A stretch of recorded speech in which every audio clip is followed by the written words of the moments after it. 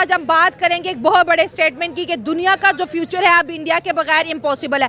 America हो या China हो, दोनों ही कंट्री जो है अपनी अपनी भरपूर कोशिश कर रही है कि वो इंडिया से जो है दोस्ती का हाथ बढ़ाए। ब्रिक्स समिट के दौरान एक बहुत बड़ी एग्जाम्पल कायम हुई कि चाइना ने जो है अपना बॉर्डर के ऊपर एग्रेशन कम किया और लद्दाख से जो है अपनी जो है डिसंगेजमेंट शो करवाई। दूसरी जानिब अगर बात करें तो चाइना जो है इंडिया का दोस्त बनता चला जा रहा है और इंडिया के अंदर उसको जो है ना अपने हाई इंटरेस्ट नजर आते हैं। अगर पाकिस्तान की बात करें तो यही चाइना जो कि किसी वक्त शहर से मीठा, पहाड़ से ऊंचा और समुंदर से गहरा दोस्त था, आज इसकी दोस्ती पाकिस्तान को लेकर कमजोर होती दिखाई दे रही है। चाइना पाकिस्तान से दूर होता चला जा रहा है और करीब किसके हो रहा है? पड़ोसी मुल्क इंडिया के। और इंडिया ने ये सब कुछ जादू की छड़ी से नहीं किया। इंडिया ने अपनी इकोनॉमी को बेहतर किया, इंडिया ने अपने पॉलिटिक्स को बेहतर किया।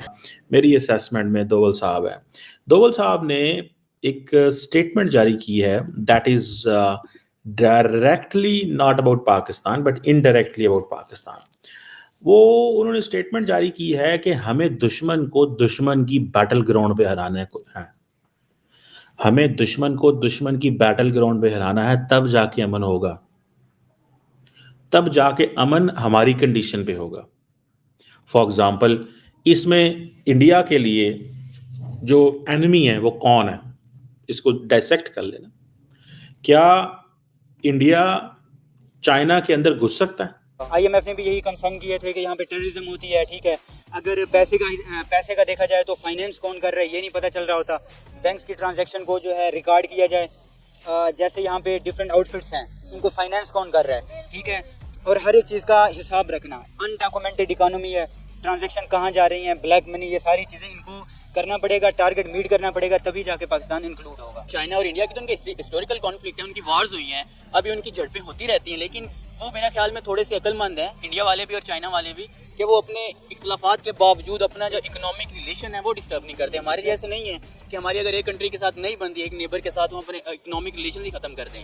हेलो दोस्तों, जैसा कि आपने हाईलाइट में देखा, भारत और चीन के पूर्वी लद्दाख के डेंग चौक और डमसोंग के मैदान में क्षेत्र में टकराव वाले 2 बिंदुओं से सैनिकों की वापसी शुरू कर दी है और यह प्रक्रिया 28-29 अक्टूबर तक पूरी होने की संभावना है। कुछ दिन पहले दोनों देशों के बीच पूर्वी लद्दाख में वास्तविक नियंत्रण रेखा LAC के पास सैनिकों की वापसी और गश्त को लेकर समझौता हुआ था, जो 4 साल से अधिक समय से जीरो गतिविधि पर समाप्त करने की दिशा में एक बड़ी सफलता हासिल हुई है। तो दोस्तों चलिए देखते हैं कि पाक मीडिया इस वीडियो पर क्या रिएक्शन देता है और उनका क्या कहना है इस वीडियो।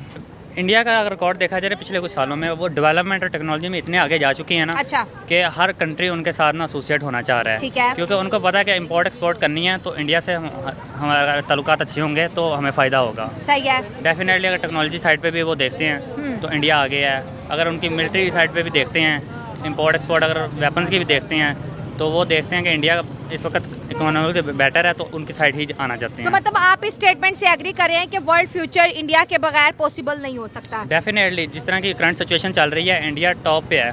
ठीक है। आगे हम समझते थे कि चाइना है, अमेरिका है, ये कंट्री ज़्यादा टॉप पे हैं, लेकिन अब जो सूरत हाल है उसमें इंडिया टॉप पे कंसीडर हो रहा है। अब वो कंट्रीज इंडिया की तरफ मूव कर रहे हैं कि हम इंडिया से हैंडशेक करें ताकि हमारा फ़ायदा फ्यूचर में हो। और बिल्कुल अभी ब्रेकिंग खबर ये है कि अमेरिका की कंपनी जो 6 साल पहले इंडिया के अंदर सब कुछ जो है बिसल कंपनी है जो कि क्लोज करके चली गई थी, वो वापस आ रही है। वो कंपनीज जो दुनिया के अंदर आप समझ लें कि एक बड़ा, जैसे आईफोन का हम बात करें या टेस्ला की बात करें, तो वो उनको भी अपना फ्यूचर अब इंडियन मार्केट में दिख रहा है। और डेफिनेटली जो री एंटर हुए हैं इंडिया में, उसकी रीज़न ही ये है, वो देख रहे हैं टेक्नोलॉजी में इंडिया जिस तरह आगे जा रहा है तो फ्यूचर में इंडिया से इंपोर्ट एक्सपोर्ट में करने में ही फ़ायदा है। तो इसलिए पहले ये अपने बेस पे ही चलते थे, अमेरिका वगैरह, इंडिया उधर जा रहा है, चाइना उधर जा रहा है, पाकिस्तान मूव करने की कोशिश कर रहा है कि उनके साथ, लेकिन अब जो करंटली सिचुएशन है दूसरे कंट्रीज़ इंडिया की तरफ मूव कर रहे हैं क्योंकि उनको पता है कि इस चीज़ में उनका फ़ायदा है। सर, तो इम्पोर्टेंट चीज़ ये है कि चाइना हमारा बेहतरीन दोस्त है। हम देख रहे हैं कि चाइना के टर्म्स पाकिस्तान के साथ हर गुजरते दिन के साथ ख़राब हो रहे हैं। बहुत से ऐसे प्रोजेक्ट जो चाइना पाकिस्तान में करना चाहता था वो बंद हो गए। सी पैक आपको पता है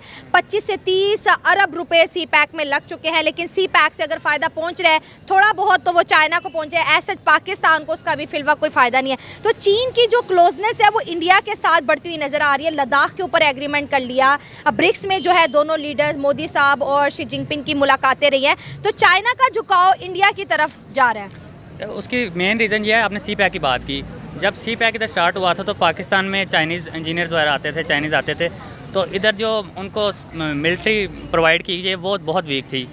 इंजीनियर्स पे हमला हुआ, बलूचिस्तान में जिस तरह के हालात थे, सी पैक पे आए दिन अटैक हो रहे हैं, और वो तंग आके इस चीज़ से मूव किए हैं कि इधर तो हम सिक्योर ही नहीं है, तो इधर हमने फ्यूचर में करना क्या है। तो इंडिया की जानिब चाइना, क्योंकि चाइना तो हर टाइम लड़ने के मूड में रहता था, कभी जासूसी गुब्बारा भेज दिया, कभी जासूसी शिप भेज दी, कभी कोई जासूसी, तो आज वो कह रहे हैं मैं आपका दोस्त हूँ, मैं आपका ताबेदार हूँ। इंडिया और चाइना का इशू 1962 से चलता आ रहा था, तब इनकी वार हुई थी लद्दाख को लेके ही, और वो कॉन्टीन्यूसली चलती आ रही है। कुछ साल पहले भी आपने देखा था कि इनकी मिलिट्री जिधर स्टैंड लद्दाख में करती थी, उधर चाइनीज़ मिलिट्री ने आके हुआ अटैक किया झड़प, था। हाँ, अटैक तो हुआ था। फिर उधर सॉर्ट आउट किया था इनके मिलिट्री ऑफिसर्स ने कि हम इस तरह नहीं करेंगे, लेकिन उसके बावजूद भी चीज़ें टर्म्स ना उस तरह ही थी, ठीक नहीं हो रही थी।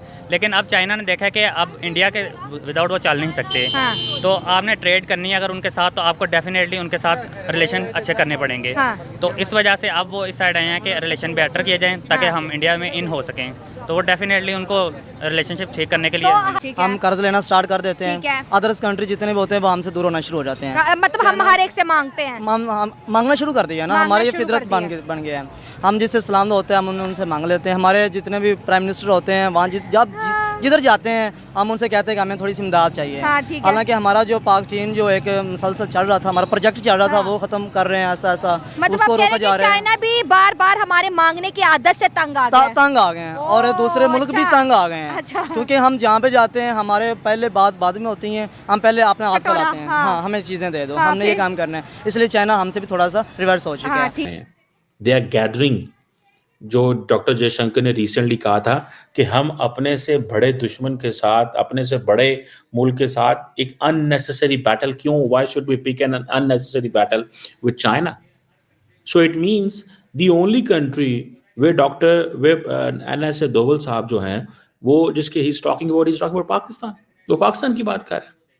एंड पाकिस्तान में जब वो बात करेंगे दोवल साहब, तो वो किस चीज़ को मेंशन करेंगे? आई थिंक वो कल कोई जिसे कहते हैं ना, किसी बुक लॉन्च पे खिताब कर रहे थे, और मेरा ख्याल है वो क्या नाम है हमारे वो जो जन साहब हैं, उनकी बुक थी वो, और उस पर बात कर रहे थे, और वो ये चीज़ जो कहते हैं कि हमें दुश्मन की बैटल ग्राउंड में जाना चाहिए, दुश्मन की टर्फ पे जाके खेलना है, ठीक है, तब अमन होगा। अब वो बात कर रहे हैं, जारी बात है, वो अफगानिस्तान की तो नहीं बात कर रहे, वो मालदीव्स की बात तो नहीं कर रहे। पिछले 77 सालों से इंडिया पाकिस्तान के मसले हैं ना, सो वो पाकिस्तान की बात कर रहे हैं। मिसाल चुके हुए हैं। जी मैडम, फर्स्ट ऑफ ऑल हमें थोड़ा सा ना इसका हिस्टोरिकल कॉन्टेक्स्ट में जाना पड़ेगा। जब हम कोल्ड वार की बात करते हैं, दुनिया में जो पावर पोल्स थे ना वो दो थे, लेकिन with the passage of time after the disintegration of Russia, दुनिया में जो पोल्स थे ना पावर के, वो सिर्फ एक अमेरिका रह गया। अब दुनिया में जो एक पावर हब है, पावर सेंटर है, वो एक है। लेकिन उसके साथ प्रॉब्लम ये हुई कि जो अब अमेरिका का जो एक ग्लोबल इमेज था ना, वो काफ़ी डिस्टर्ब हो गया, और वो जो वर्ल्ड की यूटिलिटीज़ थी, जो दुनिया की ज़रूरियात थी, वो पूरा करने में नाकाम हो गया। तो जब दूसरे ममालिक थे जो उनके क्या कहते हैं, जो उनके मध्य मुकाबिल ममालिक थे, जिनमें चाइना हो गया, इसके अलावा रशिया हो गया, उन्होंने सोचा कि ये जो अमेरिका का जो यूनिपोलर सिस्टम है वो दुनिया को सेटिस्फाई नहीं कर रहा, तो इसके अपोनेंट इसको क्या कहते हैं टैकल करने के लिए फिर उन्होंने एक मल्टीपोलैरिटी सिस्टम बनाया, जिसमें हमारे पास रशिया है, चाइना है, और उसके बाद दुनिया पहले बाईपोलर थी, बाईपोलर से यूनिपोलर की तरफ आई, अब मल्टीपोलैरिटी की तरफ आ रही। बेसिकली जो दुनिया में एक इकोनॉमिक सिस्टम है जिसको अमेरिका डोमिनेट कर रहा है, उसको क्या कहते हैं अल्टरनेट करने के लिए एक डी-डॉलराइजेशन का कॉन्सेप्ट आया था, जिसको ये चाइना और रशिया दोनों आगे लेके जा रहे हैं। पाकिस्तान बड़े लंबे अरसे से कोशिश कर रहा है कि पाकिस्तान भी ब्रिक्स का पार्ट हो, लेकिन पाकिस्तान इसका पार्ट बन नहीं पा रहा। हमने अप्लाई भी किया था, लेकिन उसके बावजूद भी हमें इनवाइट नहीं किया गया। इस वक्त 36 मैं कह रही हूँ कंट्रीज वहाँ पे मौजूद है। पिछले साल जब चाइना में जून में ये चाइना ने ब्रिक्स जो है होस्ट किया था, उन्होंने पाकिस्तान को जो है इन्वाइट किया था, लेकिन इंडिया ने वीटो कर दिया था, ये कह के जी हम जो है ऐसे मुल्क के साथ एक टेबल पर नहीं बैठ सकते जो दहशतगर्दी करे, हमारे मुल्क में आके लोगों को मारे और हम उनके साथ एक टेबल पर बैठ जाएं, ऐसा मुमकिन नहीं है। मैडम देखें, अगर हम इनका थोड़ा सा मैनिफेस्टो की बात करें ना ब्रिक्स की, तो उनमें थोड़ा सा ये एक असूल है कि जितने भी मेंबर्स ममालिक हैं ना, अगर हमने कोई नई रिक्रूटमेंट करनी है, न्यू एडिशन करना है, तो जितने भी ममालिक हैं ना, जब तक वो ओके नहीं करेंगे, कोई भी नया कंट्री नया मेंबर ऐड नहीं हो सकता। अभी रिसेंटली काफ़ी मेंबर्स ऐड हुए हैं जब से एक ब्रिक्स प्लस का कॉन्सेप्ट है, जिनमें किंगडम ऑफ सऊदी अरेबिया है, ईरान है, UAE है, अर्जेंटाइन है, और काफ़ी ममालिक हैं। अब वो ऐड क्यों हो गए? वो ऐड इस वजह से हो गए कि उनके एडिशन पे उनको लाने में जितने भी मेंबर स्टेट हैं सबका एक कन्फर्मेशन था। अब पाकिस्तान की दफ़ा ये मसला है कि पाकिस्तान का एक अपोनेंट, बहुत बड़ा अपोनेंट ब्रिक्स में मौजूद है। अब पाकिस्तान की मेंबरशिप के बारे में जब भी बात होती है, ठीक है, अगर चाइना और रशिया ओके कर दें लेकिन जो कि उनके रूल में जब तक सब ओके नहीं करेंगे पाकिस्तान मेंबर नहीं बन सकता। तो पाकिस्तान की जो कंट्रीब्यूशन है या पाकिस्तान की मेंबरशिप है उसको फिर इंडिया आगे जाके वीटो कर देता है, जिसकी वजह से मेंबर नहीं बन रहे। मैं वही बात करने वाली थी कि ब्रिक्स प्लस को बनाने की बातें चल रही हैं, जिसके लिए मेरा ख्याल है ऑलमोस्ट 30-35 कंट्रीज जो हैं वो इंटरेस्टेड हैं, और में से पाकिस्तान भी एक है। जी madam, Pakistan as a observer state तो पार्टिसिपेट कर रहे हैं ना, ताकि हम जो वहाँ पे प्रोसीडिंग्स हैं, वहाँ पे जो डेवलपमेंट्स हैं या जो भी डायनामिक्स वहाँ पे सेट होती हैं उनको ऑब्जर्व करने के लिए, और फिर वो ऑब्जर्व करके पाकिस्तान के जो एम्बेसडर जाएंगे वहाँ पे अपनी फॉरेन पॉलिसी है उसको रीशेप करने की कोशिश करेंगे।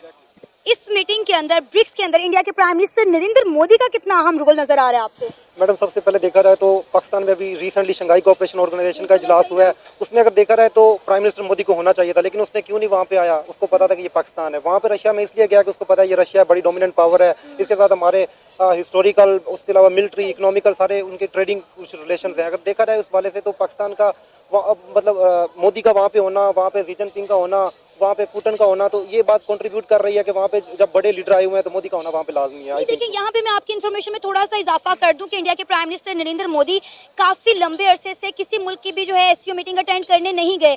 जहाँ भी जाते हैं डॉक्टर जयशंकर ही जाते हैं, नरेंद्र मोदी साहब नहीं जाते।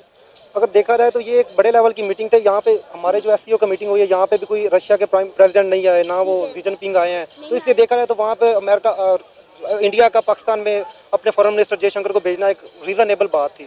यहाँ पे जाना उनके लिए मेरे ख्याल में ज़्यादा फेवरेबल था, क्योंकि वहाँ पे डोमिनेंट पावर थी, उनका एक अपना ब्लॉक है।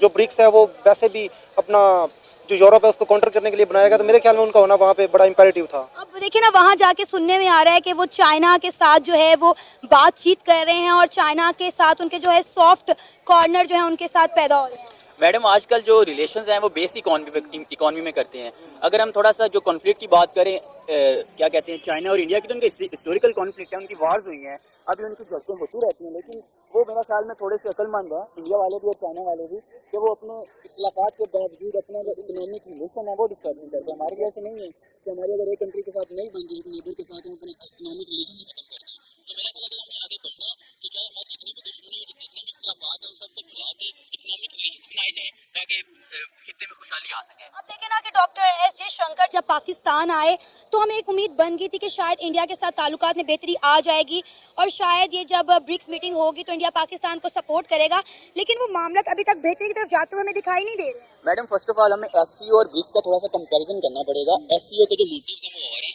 वो सिर्फ एक जो हमारा रीजन है उसमें कोऑपरेशन को इनहांस करना है, ट्रेड को बढ़ाना है। लेकिन अगर हम तो ब्रिक्स की बात करें तो ये तो बेसिकली एक डी डॉलराइजेशन का एक इनका फीचर है ना, इन्होंने वेस्टर्न जो इनका मॉडल है डॉलराइजेशन का उसको रजिस्ट करना है।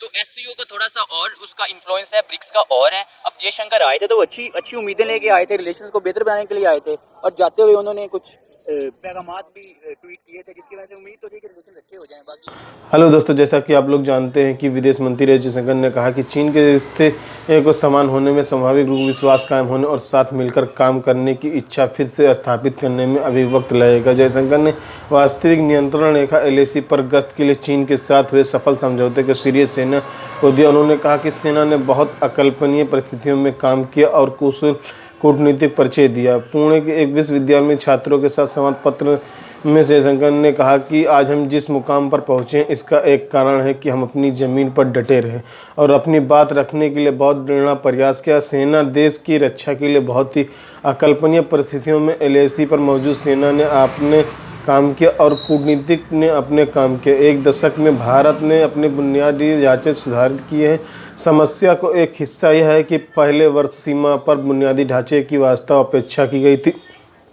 जयशंकर ने कहा कि आज हम एक दशक पहले की तुलना में सालाना 5 गुना अधिक समाधान लग रहे हैं।